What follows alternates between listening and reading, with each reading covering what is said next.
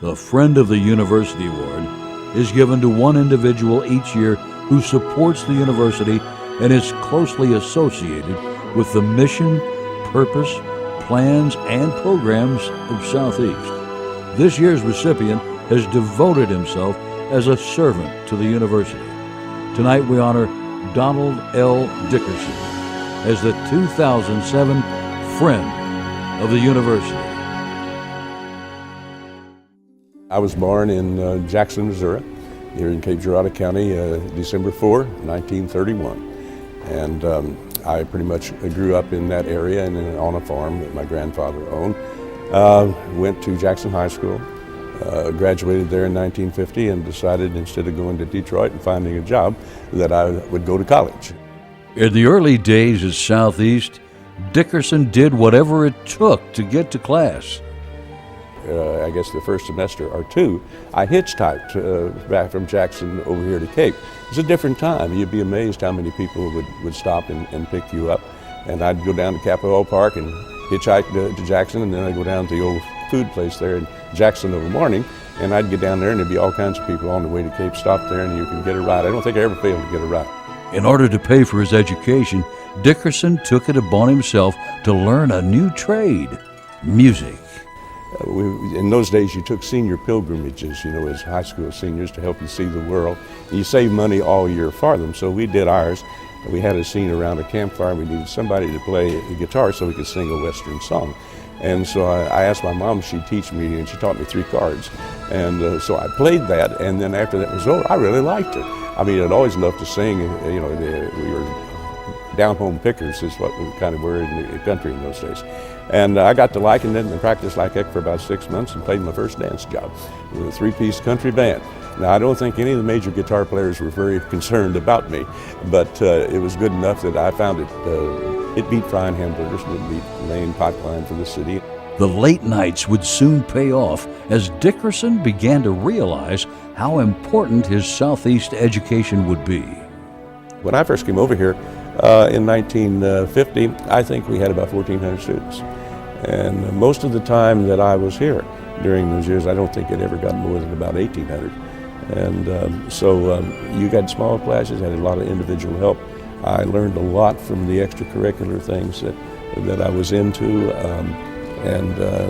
When you go into an elite tournament and you do well, for example, in debate, you realize that you're getting a very good education.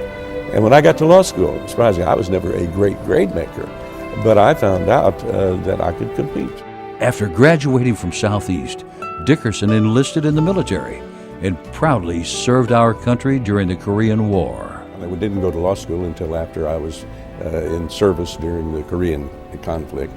And luckily it was in time to get the GI Bill, such as it was. I think they called it something different after the Korean conflict. But anyway, I used that plus the money I had earned playing in bands and a few things like that to go to law school. Managed to get through there and passed the bar and started practicing here in Cape Girardeau in late 1959. Even early in his career, Dickerson was recognized by his peers as being a superb lawyer through the Martindale-Hubbell Rating Service. I think I'd only been in practice less than 10 years, and I got the A rating, which is the top rating. Now, personally, see, I was very proud of that because that was my peers rating me. Dickerson, feeling a need to support his political party and friend, took an active role in former classmate Mel Carnahan's Missouri gubernatorial campaign. Carnahan's win opened new doors for the Cape Girardeau lawyer. He asked me to consider, what I might want to do by way of public service or whatever. We talked about cabinet positions that I might be interested in and to explore those, and I decided I didn't really want to do that. Just like I really never wanted to run for political office, but I believed in helping good people do that. So we talked about it and talked about the curators, and I said to him, if I were going to do anything, I'd rather be on my own local university's board. Dickerson's 12 years on the board marked a period of great changes and improvements for Southeast. we were interested in the future of this university. Almost all of us were either graduates of the school or had attended here, and any of those on there who weren't had businesses and background and history to where this university, which economically is so important as well as culturally to the district, the people really cared. So admittedly, we became something of an activist board in the sense of trying to help the president and the administration get appropriations, make this a better place, and build it for the future. As president of the Board of Regents, Dickerson played a vital role in helping Southeast acquire a new building for the Harrison College of Business, the Polytechnic building, and of course, the River Campus. I'd always admired the grounds of the seminary and what a beautiful spot it was. And when I first came on the board, I talked about the fact we certainly seem to need a performance hall. Music is important in this country. Americans are tied with music. I love music. I love theater. I love dance. And I love the fine arts. And I just thought this would be the greatest site in the world for something like that.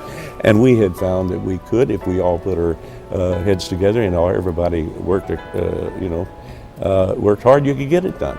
Don Dickerson's legacy has already been established at Southeast, a legacy that is so much more than the brick and mortar we see.